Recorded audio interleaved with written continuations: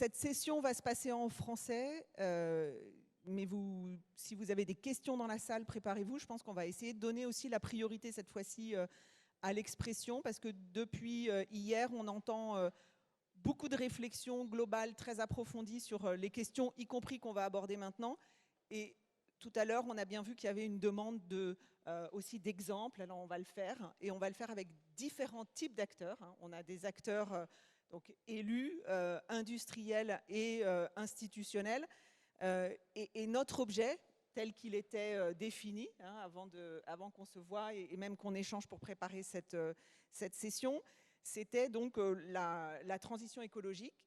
Et dans le contexte du rapport du GIEC, je pense que même si c'est peut-être pas la peine de le rappeler, ça crée une situation importante. Il nous reste 3 ans pour agir et éviter les effets les plus dévastateurs du changement climatique. Et donc dans les territoires, cette urgence à agir s'accompagne de l'urgence aussi à s'organiser, à planifier, et voire même à dialoguer, à concerter sur le long terme. Donc vous, les gestionnaires de réseaux d'électricité, vous l'avez bien compris, vous êtes organisés au niveau européen via ENSOE, et vous planifiez, vous avez comme mission notamment de planifier les besoins de connexion transfrontalière à 10 ans. Donc c'est un long terme. Et toute cette organisation, elle est évidemment, on va le voir peut-être avec aussi les territoires, elle est évidemment systématiquement, peut-être très souvent, à repenser. Et aujourd'hui, à cause du contexte de la guerre en Ukraine et face aux besoins d'autonomie énergétique de l'Europe, on sait qu'il faut qu'on se remette systématiquement autour de la table, qu'on discute. Peut-être que ces gouvernances qui sont mises en place soient repensées. Donc c'est ce qu'on va essayer de regarder. Et du côté des responsables politiques et institutionnels, l'enjeu de gouvernance transfrontalière aussi autour de ces questions, est-ce qu'elle est percutée par cette urgence écologique?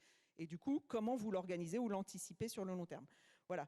Vous allez nous expliquer comment vous faites concrètement. Hein. On va essayer à la fois d'aborder vos difficultés, mais aussi vos exemples concrets. Peut-être que ça inspirera d'autres acteurs ici.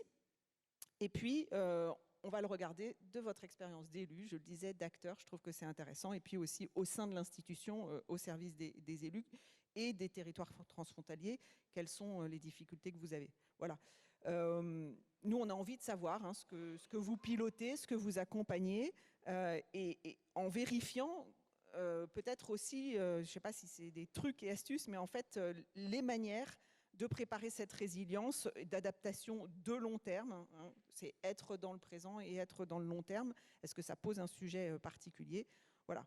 Puis on va commencer par vous, Monsieur Rotner, président, si vous voulez, puisque pendant 2 ans, vous êtes à la présidence de la grande région. Alors, juste pour la resituer, cette région transfrontalière, elle réunit le Luxembourg, la Lorraine, la Meurthe-et-Moselle, la Moselle, la Meuse et la Rhénanie-Palatinat. Est-ce que vous pouvez nous expliquer comment ça fonctionne, cette gouvernance de la grande région? Et qu'est-ce que vous avez choisi de mettre en œuvre pour la transition spécifiquement pendant cette présidence? Je vous le disais tout à l'heure, j'aimerais bien que vous nous parliez du GIE de la grande région hydrogène. Bonjour à toutes et tous et merci pour cette invitation. Permettez-moi déjà de vous reprendre. Il manque la Wallonie dans la description et c'est important parce qu'on a besoin de nos amis belges là aussi pour avoir une réflexion qui nous est intéressante quand elle part de Dunkerque, qu'elle longe toute la frontière et qu'elle arrive à Bâle. Pourquoi je dis ça? Parce que oui, la grande région, au-delà des départements que vous avez situés, c'est la région Grand Est. C'est une région qui va de la région parisienne jusqu'au Rhin, du cœur de la pointe des Ardennes jusque finalement la Bourgogne-Franche-Comté. Donc stratégiquement, nous sommes une région frontalière, la région frontalière la plus importante de France. Nous sommes un peu les marins de la Terre au cœur du continent européen. Et ça joue un rôle. Ça joue un rôle politique, essentiel, majeur, de coopération qui dépasse parfois simplement les limites de ce regroupement de la grande région. Il y a nécessité de coopérer aussi pour nous avec la vallée du Rhin et avec le Rhin supérieur. C'est important, ce n'est pas exclusif. Et il y a aussi besoin de coopérer avec les autres régions frontalières françaises qui, elles aussi, ont un rôle, par exemple avec la Belgique, comme les Hauts-de-France. Donc ce n'est pas simplement exclusif d'une institution, mais c'est stratégique dans la vie quotidienne.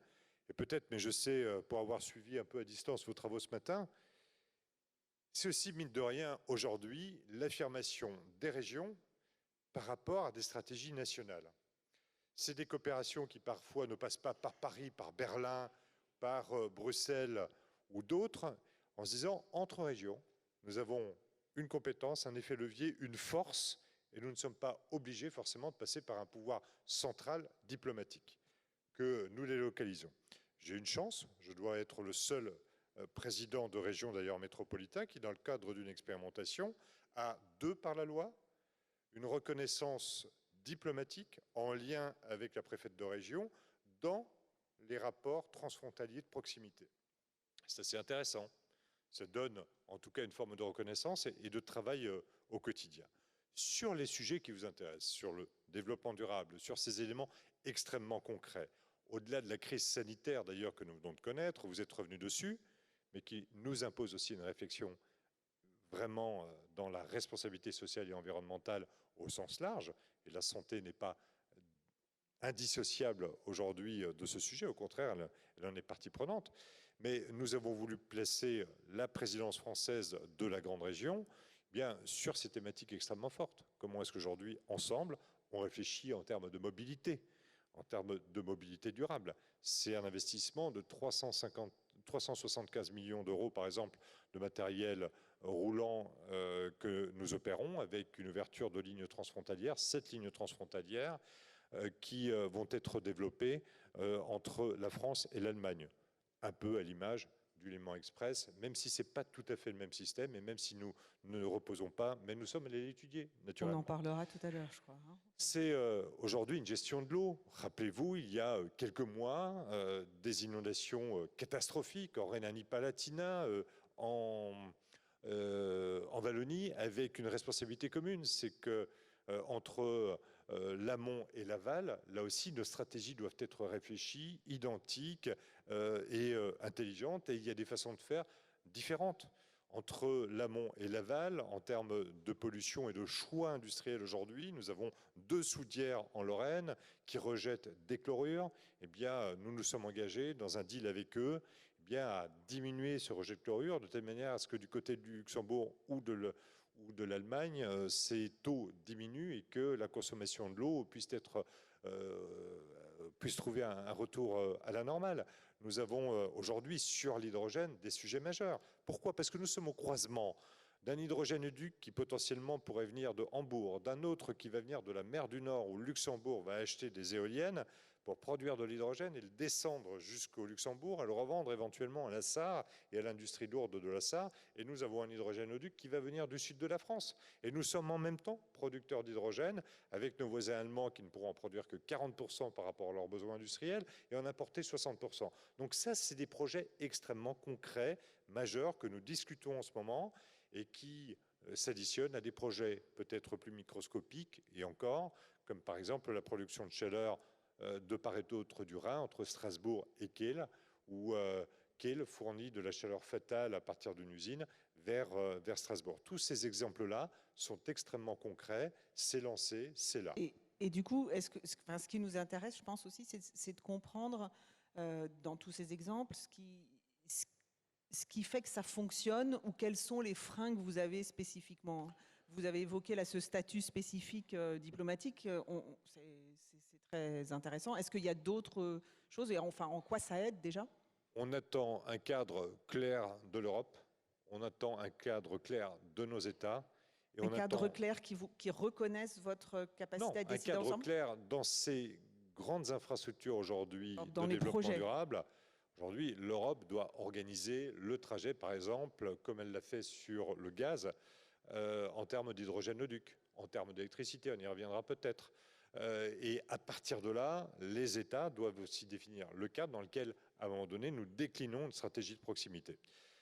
Ça, c'est encore en attente. Au-delà des annonces de crédit, Nous souhaitons être opérationnels parce qu'aujourd'hui, la transformation a lieu sur les territoires, a lieu dans l'industrie, a lieu dans les mobilités, a lieu dans les transports ferrés ou sur le fluvial, par exemple, en termes d'hydrogène. Nous prenons aujourd'hui des options qui sont des options à risque parce que non confirmées encore par un cadre européen ou par un cadre, national.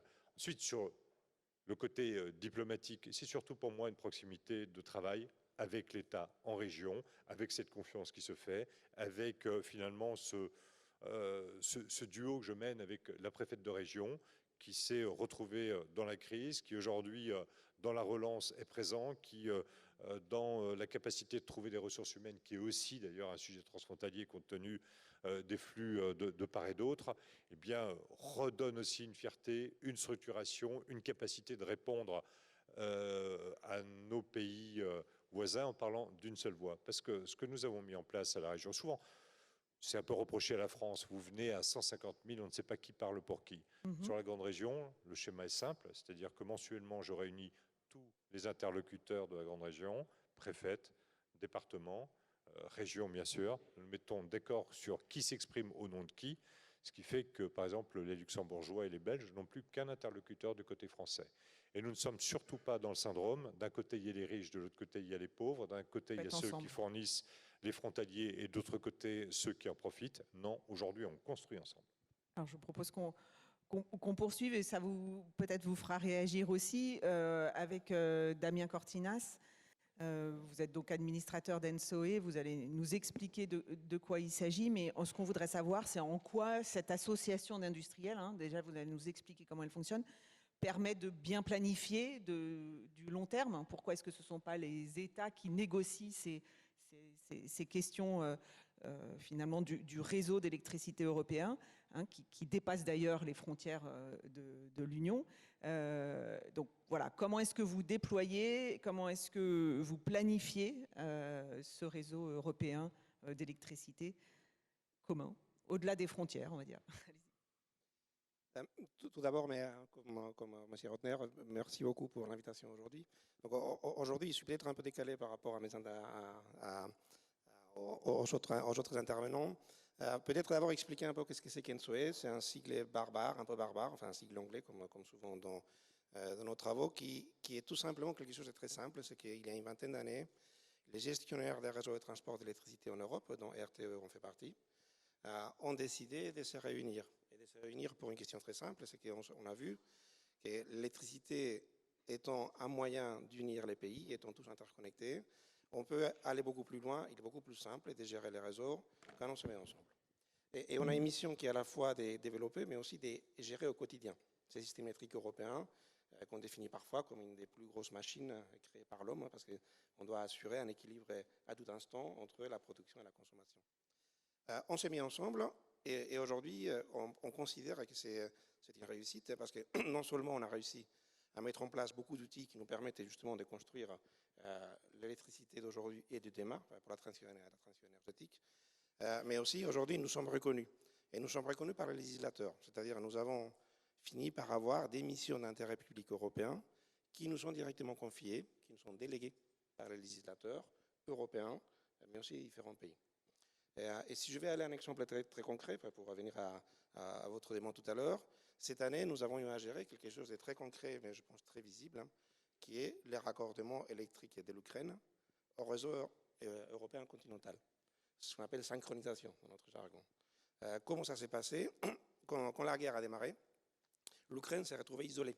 Isolée parce que les liens qu'elle avait avec la Russie ont été coupés et elle n'était pas connectée au reste de l'Europe. Nous avons eu une impulsion politique qui était indispensable. Les conseils des ministres de l'énergie s'est réunis et a considéré qu'il était très important pour l'Europe de pouvoir montrer la solidarité avec l'Ukraine en aidant à stabiliser le réseau par raccordement avec nous. Ils nous ont demandé de le faire et en 3 semaines, on s'est mis en mouvement et 3 semaines plus tard, l'Ukraine était raccordée. Et pour moi, c'est un bon exemple de comment, à partir d'une logique industrielle, avec une impulsion politique, on peut aller très loin dans la coopération. Et il faut avoir en tête, par exemple, dans l'exemple de l'Ukraine, c'est que nous, Ensoe, nous dépassons les frontières politiques.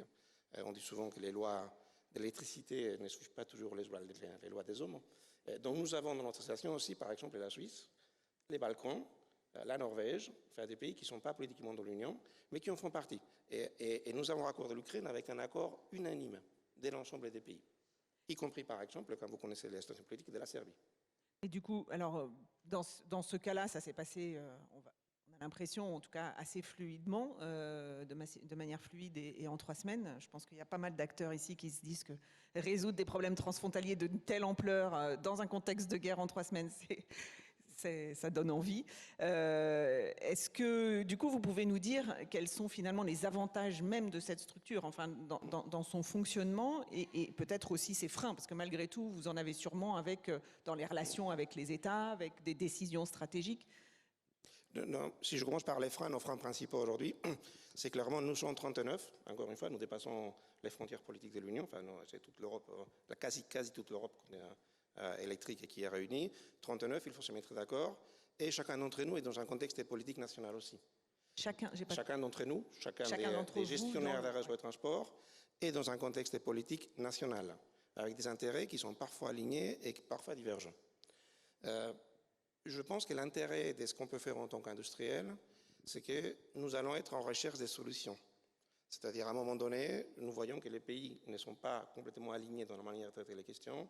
Nous allons chercher des solutions qui vont permettre de continuer à avancer, parce que nous y croyons, qu'on est toujours plus forts ensemble, et qui vont respecter les particularités de chaque pays. Un exemple, peut-être que je ne vais pas développer aujourd'hui, maintenant ça pourrait venir dans le débat.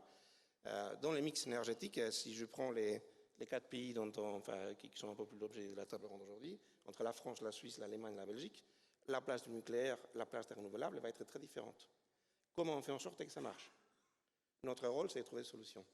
Et quelque part, on peut aider à faire un pont entre ces réalités politiques qui sont réelles et après la réalité et la mise en œuvre.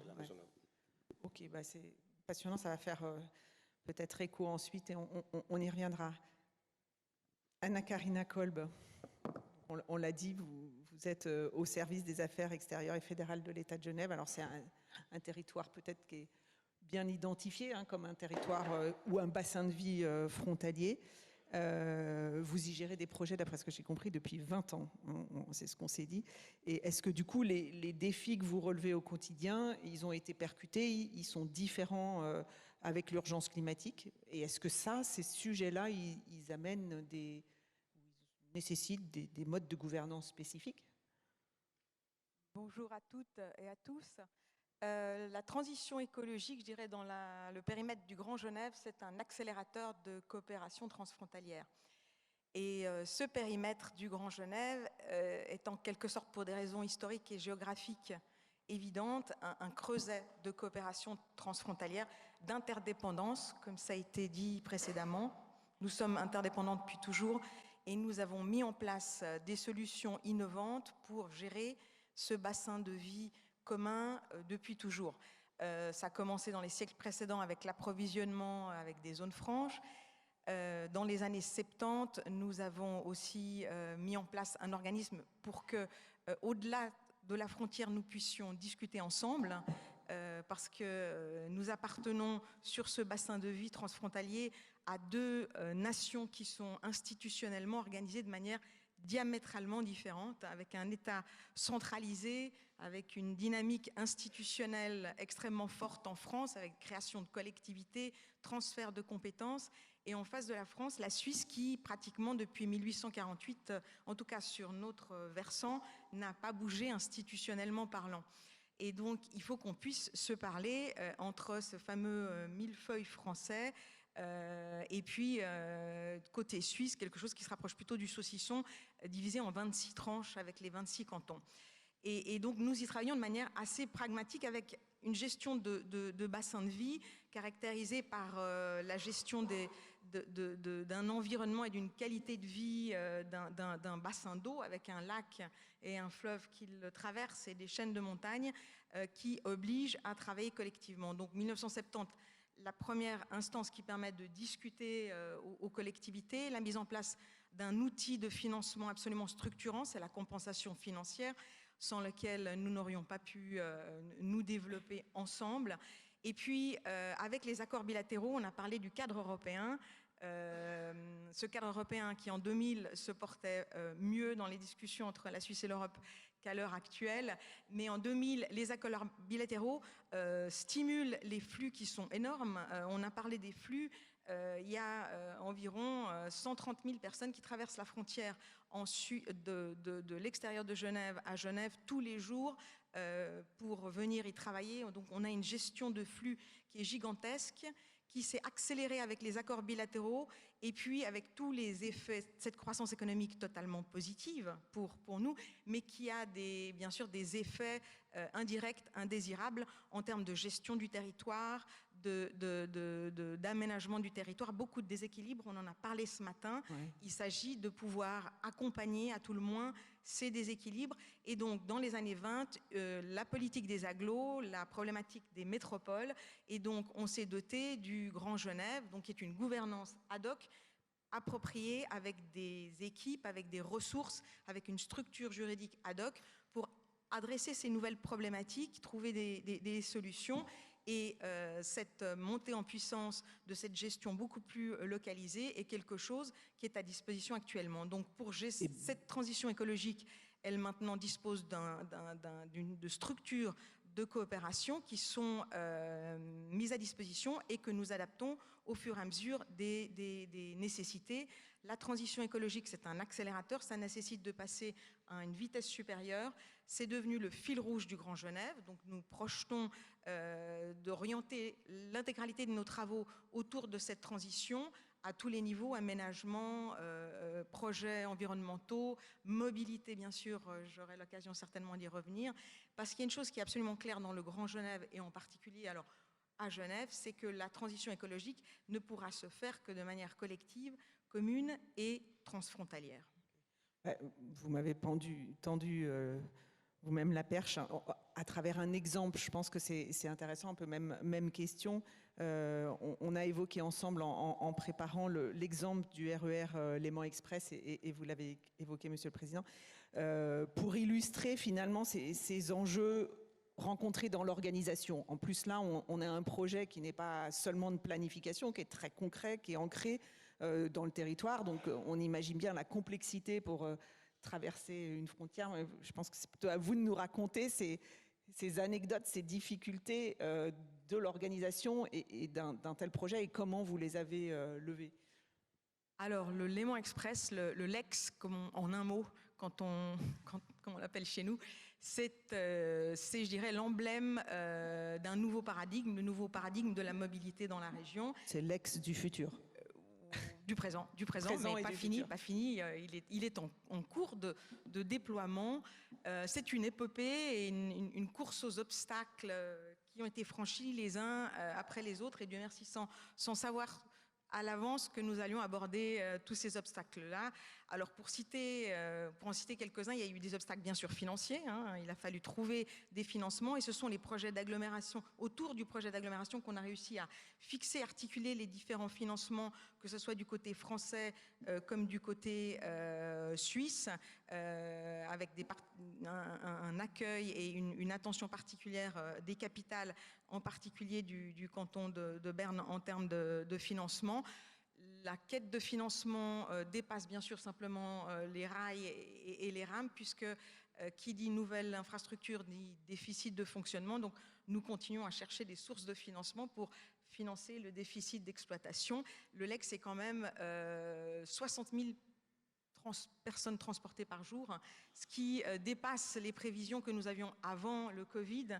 Donc il y a une force, une densité, et il faut pouvoir porter cette force au-delà du centre Genève-Annemasse jusqu'aux lignes les plus éloignées, et nous travaillons actuellement à le faire. Et quelle structure, en fait, quelle organisation gère, à qui vous adressez toutes ces problématiques pour qu'elles soient décidées de manière partenariale Nous avons alors, le problème c'est que les autorités qui financent, les autorités organisatrices sont bien évidemment pas les mêmes.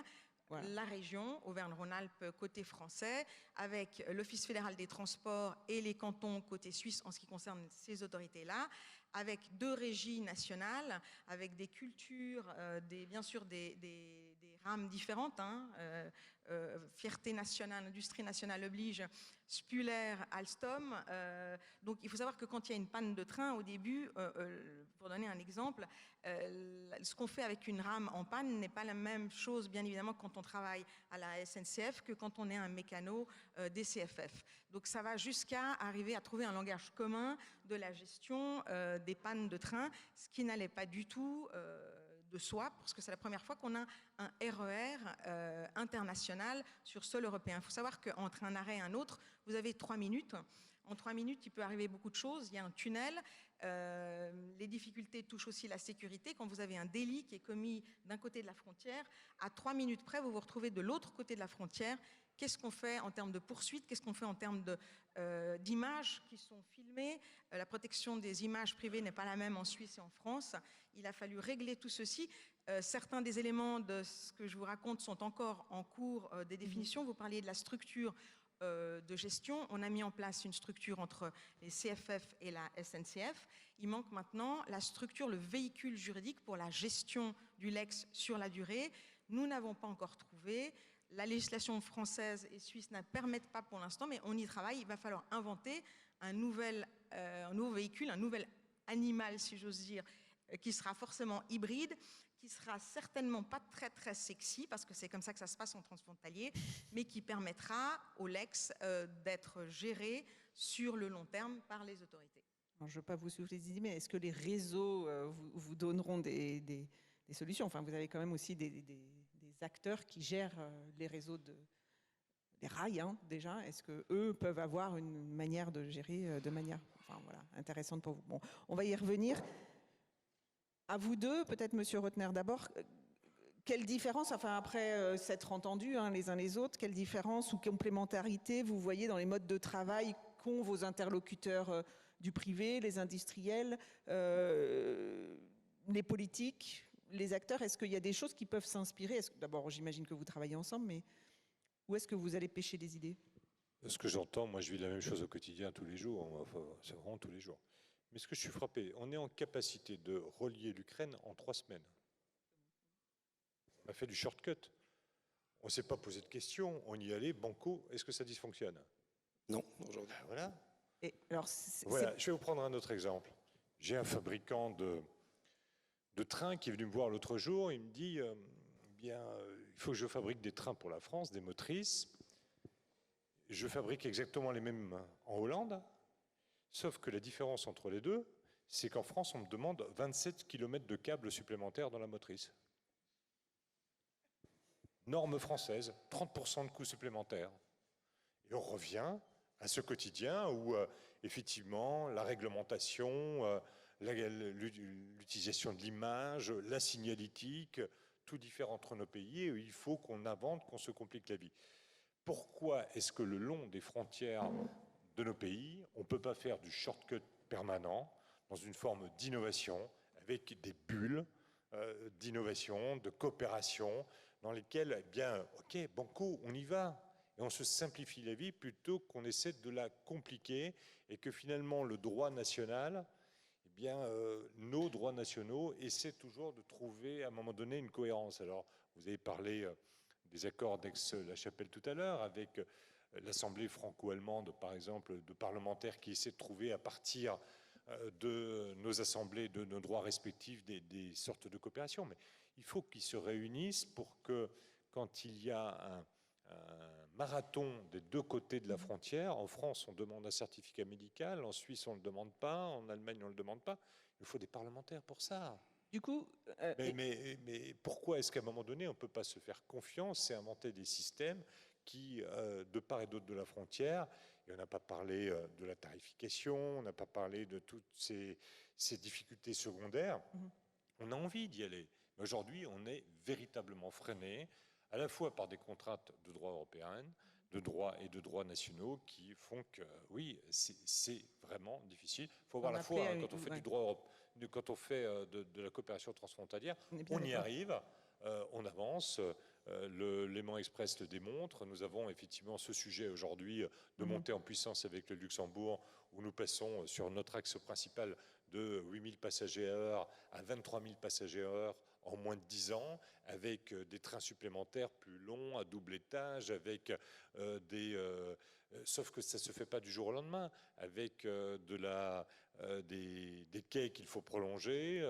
ça met du temps, ça prend de l'argent, on n'a Alors pas que la forcément un transition doit système se de faire, rétrocession, mais on non. a un système de coopération financière fixé entre nos deux gouvernements. Ok. Vous vouliez réagir aussi, en fait, Oui, sur les échanges. en fait, surtout compléter ce que le président Rotner vient de dire, avec une réflexion de notre part en tant qu'opérateurs, qui pour la plupart d'entre nous sommes nationaux, avec une politique énergétique qui est souvent en Europe, même si ce n'est pas toujours le cas, ça dépend beaucoup entre les pays, et une politique qui est nationale. Et nous, en tant qu'opérateurs, nous sommes ravis de voir émerger un échelon régional en politique énergétique, qui est fondamental. Par une question assez simple, c'est que parfois les bénéfices des infrastructures dont on a besoin pour la transition énergétique sont des bénéfices qui concernent l'ensemble des pays, mais qui ne se voient pas toujours localement, alors que l'infrastructure elle-même, elle est implantée localement. Et cela est un problème. Je prends un exemple qui est sur notre frontière de la France, la frontière France-Espagne. Il est aujourd'hui très difficile de faire cette infrastructure parce qu'il y a un bénéfice phénoménal pour les deux pays, voire le Portugal, de les construire, mais les nuisances sont locales. Et aujourd'hui, voir émerger un échelon régional fort en politique énergétique, c'est quelque chose qui nous permet de trouver un véritable intérêt global pour l'ensemble des collectivités concernées, y compris les collectivités locales.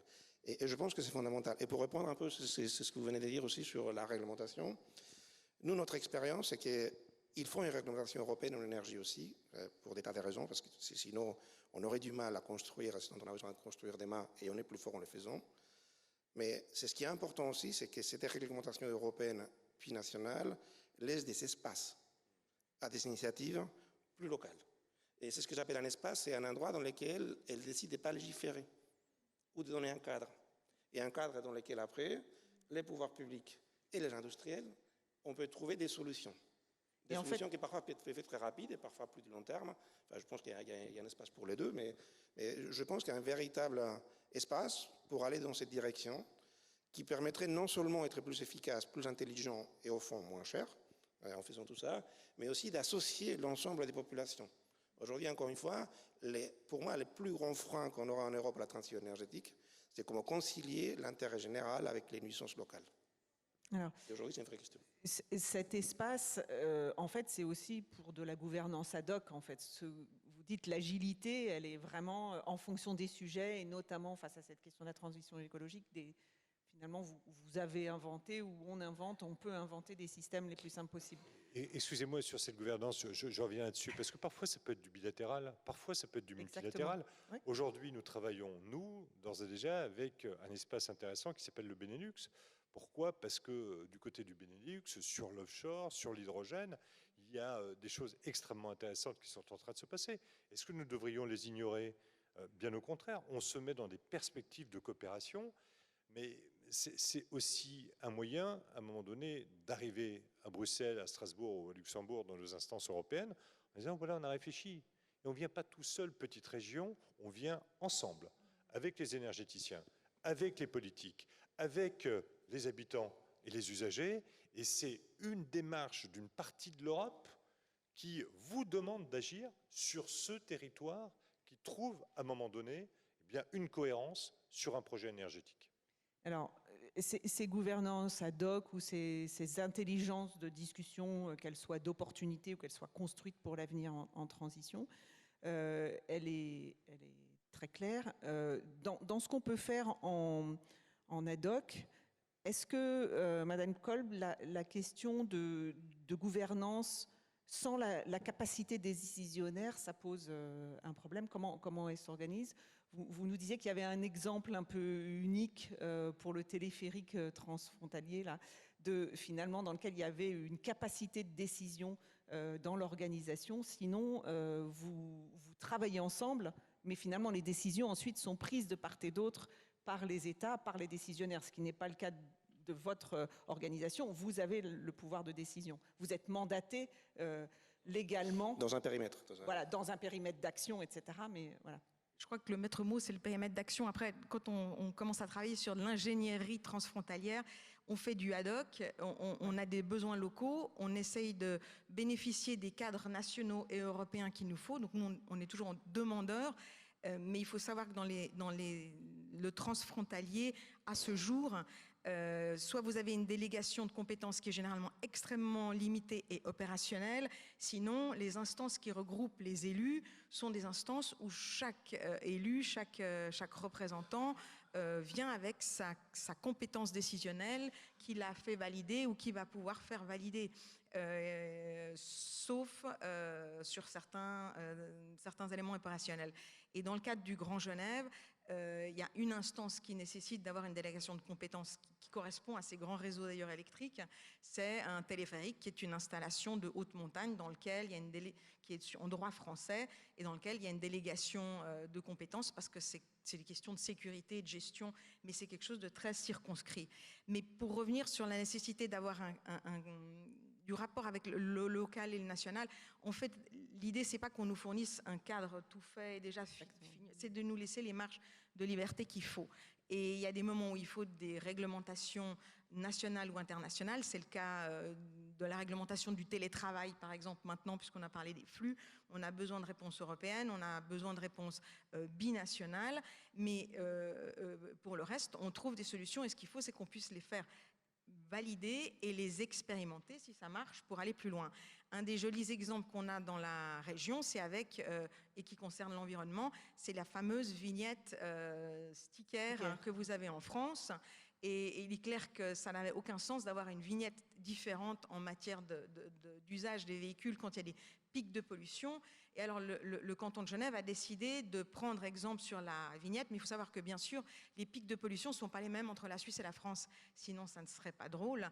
Donc on avait des définitions totalement différentes. Donc projet Interreg pour travailler sur les standards, et puis ensuite reprise par Genève, de la vignette française, pour avoir une seule vignette, et puis après, et on vient de boucler la boucle, il fallait que la France, du côté région, la couronne autour, reconnaisse bien sûr les vignettes suisses qui étaient faites sur le modèle français.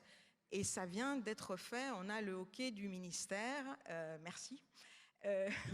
Et en fait, on a des solutions qui sont ad hoc, qui sont régionales. Alors bien sûr, on repousse la frontière plus loin, comme d'habitude, mais au moins, ça donne une cohérence par rapport aux citoyens sur ce qu'on fait quand il y a un pic de pollution. Alors, je voudrais bien qu'on aborde aussi un peu la question citoyenne, mais je voudrais entendre la salle. Si vous pouvez baisser un peu la lumière, comme ça je les vois. Je vais leur donner peut-être aussi la parole en priorité. Après, j'ai bien Slido sous les yeux.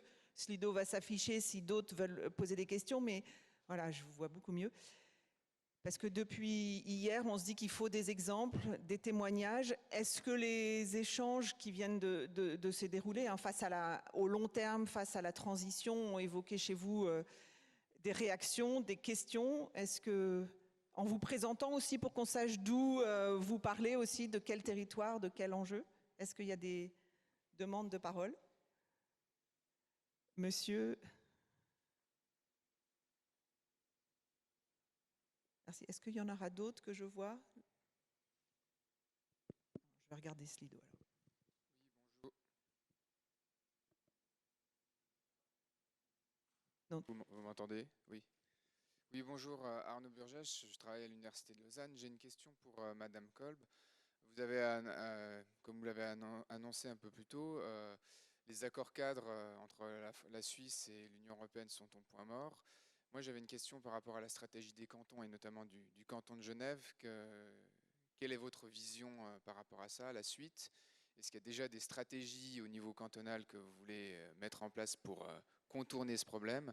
Ou alors, est-ce que ce serait plutôt du lobbying à Berne pour relancer sous une autre forme ces accords cadres? Ou alors pérenniser les accords bilatéraux sous une autre forme juridique?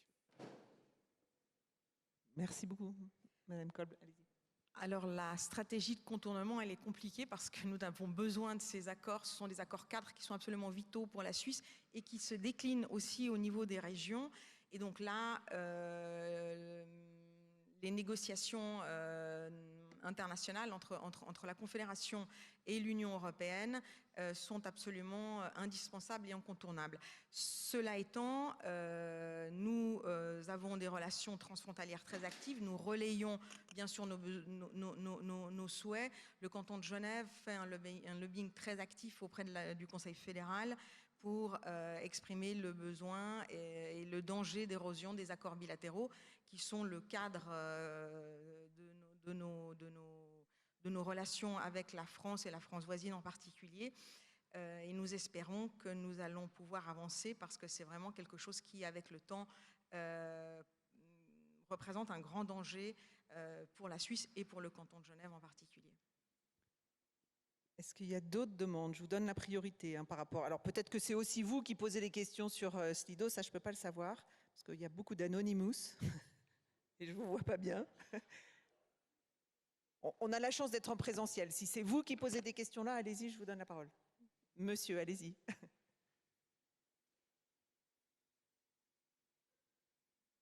Dankeschön. Ich habe noch eine Frage an die Schweizer Repräsentantin.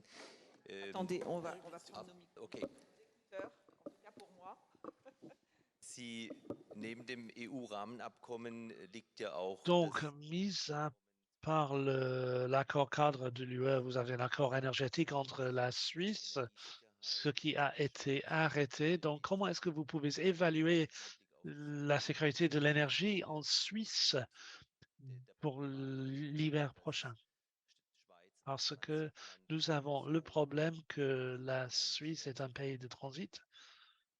Comment est-ce que la Suisse peut assurer la sécurité énergétique pour l'hiver prochain? Voilà. Tout à Allez-y, Il faut fait. juste nous garder dans cette association-là. Et j'espère que ça va pouvoir se faire. Oui, si je me permets de compléter, l'absence d'accord cadre en énergie, clairement, c'est un problème. Et c'est un problème pour la Suisse, mais c'est un problème aussi pour le reste du continent. Aujourd'hui, cette absence nous pose un vrai problème, y compris dans notre association. C'est un des problèmes politiques dont je parlais tout à l'heure. Mais c'est aussi une question sur laquelle nous cherchons des solutions techniques.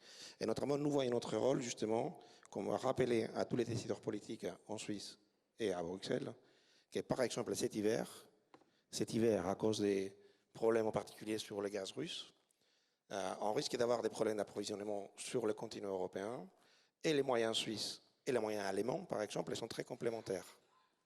Donc il serait extrêmement dommage pour la Suisse, mais pas seulement pour la Suisse, de ne pas avoir les outils de coopération pour cet hiver qui nous permettront d'avoir un ensemble qui est beaucoup plus sécurisé.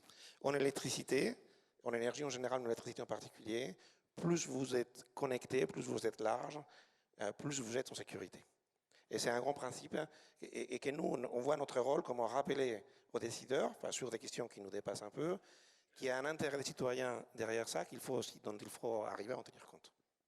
Il faut savoir que la Suisse est au centre, il y a plus de 41 réseaux qui sont reliés, et donc ça fait un trou, aussi bien pour la Suisse que pour le continent. Et donc il y a le fait d'avoir un accord sur l'électricité, c'est un des accords majeurs et une des grandes difficultés qu'on ressent actuellement dans cette période de vide en matière de négociation avec l'Union européenne, avec tout ce qui concerne la recherche et l'innovation aussi. C'est là où on le sent de la manière la plus importante. Et donc, il y a des discussions en cours par rapport à l'hiver qui vient. J'espère qu'on trouvera des solutions. En tout cas, quand les acteurs veulent, comme vous le disiez, Monsieur Cortinas, on espère qu'on va trouver des solutions. Il y avait plusieurs questions sur l'énergie, mais comme il nous reste 3 minutes, je vais peut-être poser la question à Monsieur Rotner sur l'utilité que pourrait avoir pour vous l'article 13 du traité d'Aix-la-Chapelle. On en a parlé ce matin, qui permet en fait, dans des conditions exceptionnelles, en fait, si un État d'un côté le souhaite, d'avoir une gouvernance spécifique. Est-ce que vous voyez... moi, je ne suis pas une spécialiste de l'article 13, alors déjà, je sens que je ne voudrais pas le résumer. Par cœur, je ne le connais pas, vous pouvez me bon, rappeler? alors, Non, mais... moi non plus, je vais faire une bêtise, il faudrait que quelqu'un nous peut-être pose la question. Est-ce que c'est une personne qui est dans la salle et puisse nous rappeler tout à l'heure, il en a été question. Non, alors, on va se la garder tout à l'heure, on va la traiter dans la... D'accord. Allez-y. C'est vous qui avez posé la question? Oui, allez-y. Attendez un micro, excusez-moi. Vous voyez, c'est quand même plus sympa de pouvoir avoir l'interaction directe. Allez-y. Um die gleiche Frage wie bei dem Podium davor. Welche Möglichkeiten sieht die Region Grand Est, denn die Experimentierklausel Donc, il y a cette clause sur l'expérimentation dans le traité de Aix-la-Chapelle et le but, c'est de simplifier les relations entre la Suisse et la France parce que la Suisse n'est pas membre du traité de Aix-la-Chapelle. Et comment est-ce que la région Grand Est peut utiliser cet article 13 avec l'Allemagne pour atteindre des solutions qui étaient possibles avec la Suisse sans avoir le traité d'Aix-la-Chapelle.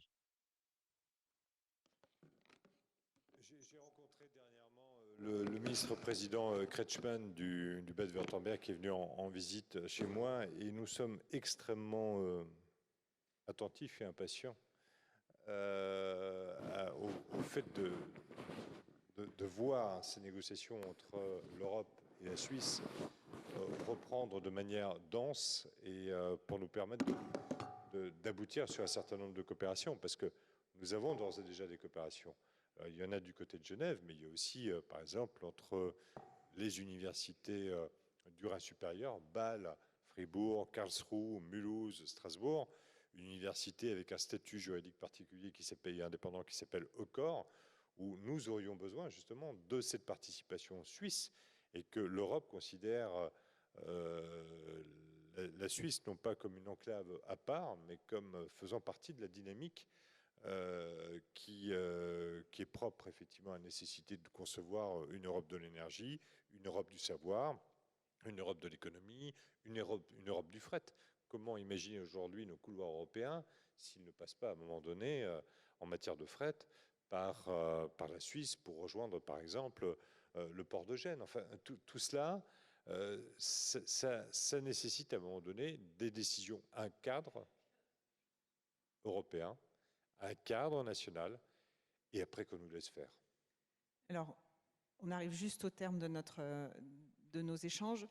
Moi, je vous aurais bien posé une question quand même à chacun très rapidement, même si le sujet est immense. C'est finalement toutes ces gouvernances face à la question climatique avec des choix stratégiques considérables, hein, qui sont le mix énergétique, nos infrastructures, etc.